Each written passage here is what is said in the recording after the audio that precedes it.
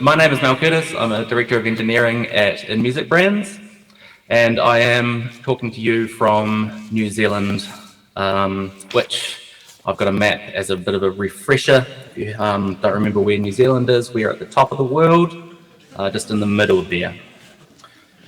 So let me tell you a little bit about inMusic. inMusic is the home of the world's premier music and audio technology brands. So we are a company of lots of different brands. We have approximately 20 at sort of the last count, but we're sort of adding more every year. And a lot of these are sort of acquisitions, which we use to get the sort of underlying technology. So some examples of these brands, we have DJ, which builds DJ players and controllers aimed at the pro market. So what we're seeing here is the SC6000 DJ player, which is designed for use with a mixer. So usually you'd have two of these players, one on the left, one on the right. You're mixing two tracks. We also have the Prime 4 standalone unit there, which the interesting thing about these is that they are both Wi-Fi connected devices. So they both connect to various streaming platforms. So we have Beatport, SoundCloud, Tidal, even Dropbox if you want to bring your own music. And these run embedded Linux. They're an ARM system on chip.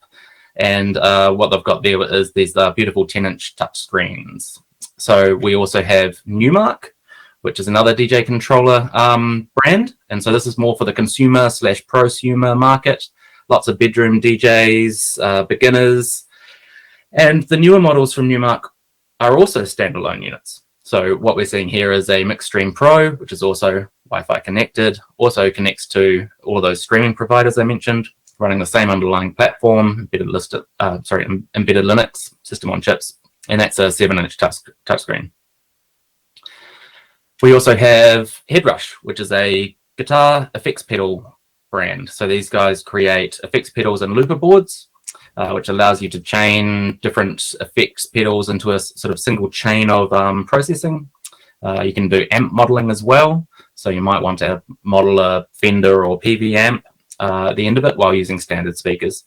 And so what we can see here is an MX5 mini board, which has a little 4-inch screen. And on the right, we've got the pedal board, which is a 7-inch screen. And what's interesting about these is that they're using the same underlying architecture as we have for pretty much all of these embedded Linux products. So we even have the same base firmware stack as the DJ and Newmark ones that we've got that you've seen.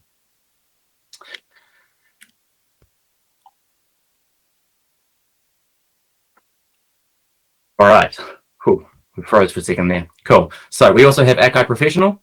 These guys do keyboard synthesizers and production devices for live performances. So you can see the MPC Key 61 on the left there, which is a recently released standalone production synthesizer. The MPC 1 and MPC Live 2 on the right, which are standalone portable production devices. And they're more focused on sort of drum pad, drum sequencing. And we don't just do hardware, we also do software. So this is an example of one of our pieces of software, one of our software brands called BFD. I'll let you guess what BFD stands for. And you can buy different expansion packs for this, which model different types of drum kits, so different styles. You might have sort of more sort of jazz or blues or rock. And all of those different packs are unlocked in the software via our cloud. Right, so that's who inMusic is and what we build. So what are we talking about today? We're going to talk a little bit about the inMusic Cloud, which is our set of APIs which power things, what Ory services that we use, and a bit of a spoiler there. We've got how we use Hydra, how we use Oathkeeper, how we use Keto, and I've put in a slide here for questions, but I'm not sure we'll have time, so we might have to push those to the Slack channel. Okay, so the inMusic Cloud, what is this? And I have to say that I hate the term cloud usually, but it kind of fits when we're talking about this internally, so it's the name that's stuck. We use our cloud APIs to do things like managing product purchases and registrations, so purchases via our own store or via our brand sites. And also you can register your purchases from online stores or real world stores. So if you, like in New Zealand, you'd go down to the rock shop, pick up a new piece of kit, and you'd log in and register it and say, hey, this is mine. Some of our software requires authorization to run on a device. So we also have this concept of software authorization and unlock. So for example, you can install bits of software on 3 different devices at once, and we've got APIs to manage and provide unlock licenses for this. We also have APIs for software and firmware updates. So when a new version can be delivered to devices, this will all be automated via our APIs. And we've got a new software installer product coming out, which is like an all-in-one inMusic product. And so you'll be able to install any of your purchased inMusic software via that. And we've recently expanded this API with Ory Keto, with user groups to allow for different like download channels. So for example, if you're in the engine beta user group, you'll have access to the engine beta channel for downloads. And so we can automate that. And then we also have these brand specific clouds, which provide functionality which is specific to a single brand. So for example, with Headrush, which is the guitar pedal boards, we have guitar rig management, which are those chains of effects pedals. And for Engine, which is the DJ platform, which runs on Denon and Newmark hardware, we've got various sort of upcoming unreleased things which I can't talk about. So to jump into a little bit more of the technical details, the inMusic Cloud is a homogeneous API backed by lots of different internal services, and it's all accessed via REST or GraphQL. All authenticated requests are authenticated via the inMusic profile, where am I? There, which is a combination of a Magento store, yes, and Ory Hydra. So the underlying services that we have are very much heterogeneous, and they're written in a variety of languages. So we write most of our new services in Go. We have some that are previously written in Python, and we have some from JavaScript sort of acquisitions. So not all the services that we run are necessarily ones that were built in-house. And then there's a tiny little PHP, but we won't talk about that.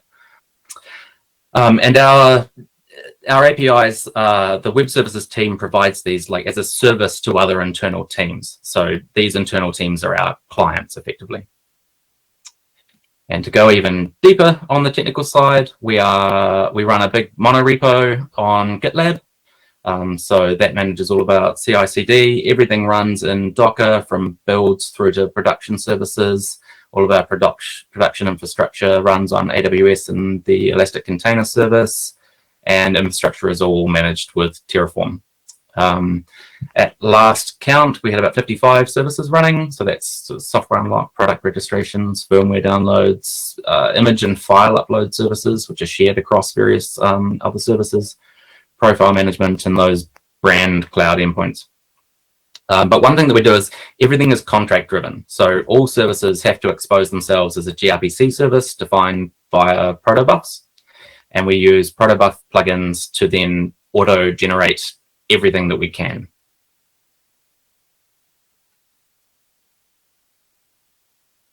So we have these protocol buffer RPC definitions, which are our source of truth. And then we can generate our REST gateway, which is via ProTalkGen gRPC gateway. We have a GraphQL service, which runs on GQLGen from 99 Designs via ProTalkGen Go GQL. We have all of our validation rules via ProTalkGen Validate from Envoy. And we also have an automated pipeline for our documentation site, and a bit of a callback to what Lloyd was talking about around how you can sort of judge a product or a service by its high quality docs. We feel strongly about this, and I completely agree with them. And so even though we're an internal service, we want to generate the highest quality docs we can for our clients. So we have a Docusaurus site with a GraphQL Explorer with Graphical. We have REST Explorers with Stoplight Elements, which consume our Open API schemas, which we build from our protobufs via ProTalkGen OpenAPI v2. And those schemas are also provided to our teams to generate their own clients.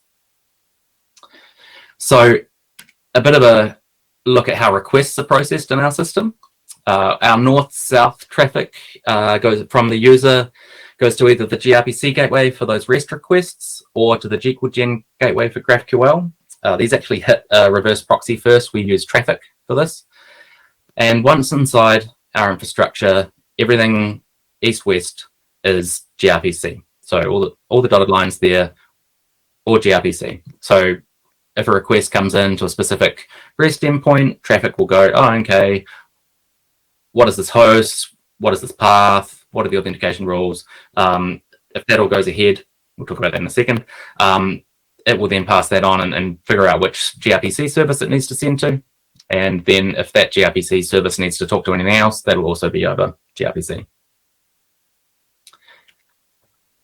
So here we have an example. I'm going to use my pointer here. I'm not sure if everyone can see it, but in the center here, if you focus on that, we've got a protobuf definition of our connected account service. It's got an option there which says most of these are going to be GraphQL queries. And the first method that we have there, which is list connectable accounts, it's got a bit of information about that it needs to be a GET request if it's for HTTP. We have another one called GET account credentials. That is also a GET request. And then finally, we have this disconnect account, which is a delete request. And it's also, since it's a mutation with the GraphQL definition or option there, it's defined as a mutation. And so this is how we define pretty much everything. And then if you look at the left and the right, we've got our docs there on the left, which is the REST docs. And then on the right, we can see we're using the GraphQL Explorer. And so all of this is generated from that single protobuf. Okay, so what Ory services are we using? I think we already knew this from the overview, but we've got Hydra. So this is backed by Magento as our user store, and we have a custom device auth implementation. Obviously, we have a lot of devices. We use Oathkeeper for all of our public API authentication, and we authenticate requests using the Hydra OAuth 2 introspection, and we use JWTs for all of our internal services. And most recently, we've added Keto for user groups and sort of service-based domain object authorization and permissions. All right, so how do we use Hydra? And really, to start with, why do we use Hydra? When I first started at inMusic, we were in the process of releasing this inMusic profile, which was a merging of lots of different user accounts from many different brands. And this was all going to be a Magento service, and that sort of decision was already done. And we had this new bit of software called BFD, and we needed to have that authenticated via this inMusic profile. And so Magento has no APIs for session management. We didn't have anything existing, and OAuth 2 is pretty much the best sort of solution for this in that situation. And we didn't want to tie ourselves any further to Magento. So looking at the market, Hydra to me was the best fit. First off, it's portable. It's not a Magento plugin. We didn't want to have any more technical debt in Magento. It's not our long-term platform. Hydra, cloud native, it's 12 FA app, it's written in Go, which is a personal preference. Its general ethos and the way that they were doing things or are doing things and the way that it's structured and documented felt like a modern, well-run project. And also it did one thing and did it really well. There was sort of no opinionated admin APIs and things like this. Sorry, admin UIs.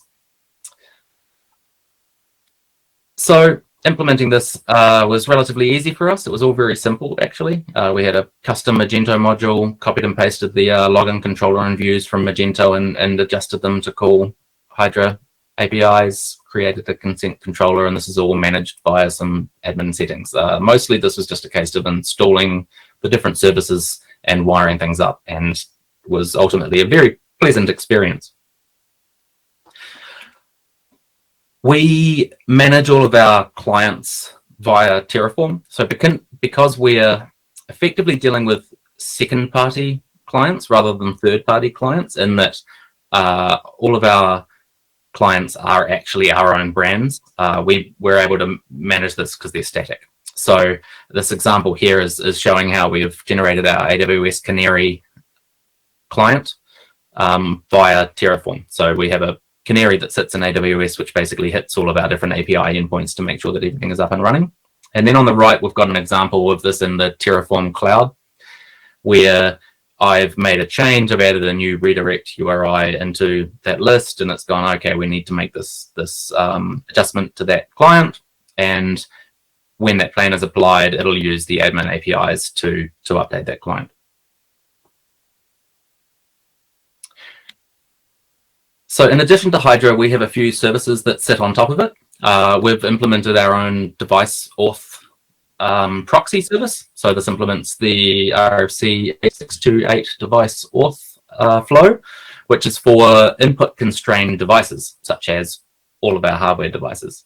And so this adds a new API endpoint where the devices hit that to start a login flow. You'll have probably seen this before with TVs or various bits of kit. The request to the token endpoint handled via the device auth service, and if it's not a device code grant type, then it proxies it upstream to Hydra. Depending on the client ID for the device auth, we'll return a different website URL. So we have a single code base for the websites, but serve up a different theme based on the host name, and that's what you can see happening there in the bottom right. We also added a side quest feature, which allows us to enforce certain requirements after login, but before we return the access token to the device. So, for example, if a HeadRush user logs in and hasn't set an artist name on their profile, we redirect them to a UI to make sure that they do so. Once they've done that and they've completed their side quest, they're redirected back. The device gets its access token, and we continue on. All right. So another thing that we've added on top of Hydra is the concept of authorized devices. So this is a bit of a hack and may not be something which you guys approve of, but this displays the authorized devices for a given client ID on that client's website. And an authorized device is actually maps to a consent in Hydra. So it displays information about the system that's using the consent. So we update this information by checking the user agent and some header fields on every request, which relies on us having cooperating clients. But again, because we've really only got second-party clients rather than third-party, we can trust them to do the right thing. And this is especially important for shared devices, which is what we get with a lot of our DJ hardware, where you may have a unit in a club where 5 DJs are going to come along and actually use this in a single evening. And so if they're logged in, they may go at some point later and go, oh crap, all right, I'm still logged in on that device, I need to log out of that. Okay, so next up, how do we use Oathkeeper? And every single time I write Oathkeeper, I write Oathkeeper. So this requires a little bit of understanding now of our sort of internal architecture. The first thing that any request hits is traffic, which is our reverse proxy. Traffic looks at the path and host name and determines the upstream service for this. And also, so most of our requests are authenticated, but some aren't. And so, for example, our gRPC service, which provides time zone information to automatically update devices based on their location, that has no auth, but the vast majority of our requests are authenticated. And these requests send an auth to access token generated via Hydra in their authorization header. And Traffic has a middleware called ForwardAuth that sends this request to a decision API. And we actually have a service that sits in between Traffic and Oathkeeper since we implemented this before Oathkeeper supported it natively. Basically just forwarding this on in the right format. So Oathkeeper, which is at sort of step 2 there, it sends its access tokens onto Hydra's introspection API. If that's all good, it returns a JWT defining the sort of subject that we're talking about. Traffic then forwards that request on to the upstream with the JWT and the auth header in place of that access token. And the upstream then does its thing. It'll validate the JWT, make sure that it's from the right issuer and that it's been signed correctly. And if that service needs to call another service, it just passes that JWT on in the auth header as well. So that's all pretty standard stuff. One of the things that we really like is the fact that Ory integrates with the sort of standard tracing stack. So an example here, we've got a single request and we can see it going through traffic. We can see it going into Oathkeeper, back to traffic, into Hydra, making the SQL requests, and then finally hitting our unlock service. So it's great to be able to get that level of insight into what's happening in our requests. We had one problem though, and that was around scopes. And so specifically this architecture, all of the authorization is occurring at the edge. And so this falls apart when you're talking about GraphQL, especially, well, mainly because a GraphQL request can hit lots of underlying services, and you don't know that ahead of time. You have to introspect any given GraphQL query to understand where this query is going to end up calling. So we also want each of our services to define their own requirements around scopes and whatnot, rather than having that in a centralized place. And by default, Oathkeeper doesn't provide these scopes in the JWTs. So given that we were effectively having all of our scopes swallowed at the edge, we recently updated our JWTs to add these scopes in via the template mapping sort of functionality. So it was great that we didn't really have to make any changes here other than configuration changes. However, this still requires our services to check the scopes on top of verifying the JWTs that they already do. So the plan now is to remove that functionality from our services. So we want our services to be, I guess, inside the trust zone, inside our tasks. So we're going to have a Oathkeeper as an initial reverse proxy sidecar for each service, and it will have the job of verifying the JWT's issuer, signature, verifying that the scopes are appropriate for the service, and then forwarding the request onto the service. And this means that the service is actually inaccessible to the outside world, except via Oathkeeper. And then what that allows us to do is actually define service scopes in our protobufs and write out the rules during our automated pipelines. So sticking to our protobufs as the source of truth. All right, so how we use Keto, and I'm aware I'm at time, so yell at me to shut up if that's the case. We've only just recently spun this up, so it's the latest edition, and initially for user groups and service permissions. So each sort of, so we have a permission service which manages this, and we've sort of abstracted away some of the underlying Keto definitions, and instead we've put in place our own, I guess, inMusic-y language on top of it. This is a bit interesting and confusing because we already use the term namespace, which is a Keto term as well internally. So a namespace might be a brand or an area of our API. I'll skip over what we're actually looking at here and just have a look at the next slide. So this is how we've chosen to structure it. We have a permissions service which abstracts this all away, making it more inMusic-y. And then we run Keto as a sidecar to the permissions service. So this ensures that no other services can talk to Keto directly, and that it's the only sort of process that's talking to it is the permissions service. And the only thing that we're kind of unsure about at this point is how we manage our Keto migrations or permissions over time, because we think that there's sort of two types of relation tuples in this, and there's like fixed and dynamic, or fixed and static, where dynamic ones are the ones which are part of the data that changes as people are making API requests, as people are given access to things or removed from it. And then we have these static relation tuples, such as certain employee roles can edit certain user groups. And we've currently got these sort of like these as migrations where they're defined in RTS files, but it's only really a static point in time rather than, oh, now we're removing this permission or adding this permission. So it'd be good to get some insight on how Keto plans to manage that over time. So that was a real brief run through of how we're using Ory services in the inMusic cloud. If anyone has any questions, feel free to hit me up in the Ory Slack channel. So Mel, thank you very much. We have maybe a few minutes if there are any questions. We have one there from Hackerman himself. So Aeneas, go ahead. Hey Mel, Great presentation. I really like the Open API gRPC pipeline, and I'm wondering, like, how well does it work?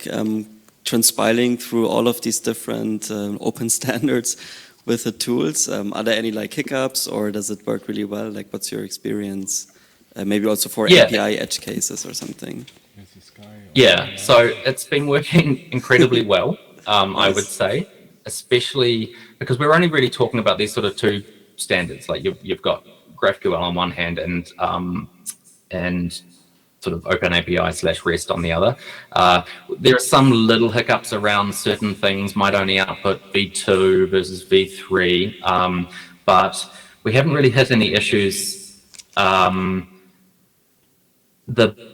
I think, so one thing that we're still working with is how GraphQL is different in terms of the way that it isn't just necessarily a sort of single request response mechanism, and that part of your request may have, say, a subpath which also has input parameters. So an example of this would be, say you have an image in a response, and we actually want to be able to say in GraphQL that you can request different parameters for that image. You might want to change the width and height of it so that we return an image proxy URL for that image size. And so that's one thing where it's sort of fallen apart, in that at the top layer, we're making a request for, say, a list of things, but actually the input in GraphQL needs to be a couple of layers deep. And that's where we're now starting to kind of go, oh, okay, this is slightly falling apart, and then you have to do some massaging. So especially with GQualGen, because it's all generated code, you can then sort of hook into it at certain points and make the changes that you need to, and that's been pretty good. But overall, it's been just a massive success. Really, absolutely love it. Cool, awesome. Yeah. Mal, thank you very much. We're going to stop there. It was a great talk, very technical and very informative. Thank you for being part of the Ory community, and we look forward to seeing you online soon. If you have more questions for Mal, you can do that on Slack. There's a regular channel in Slack for questions during the summit. Thank you very much.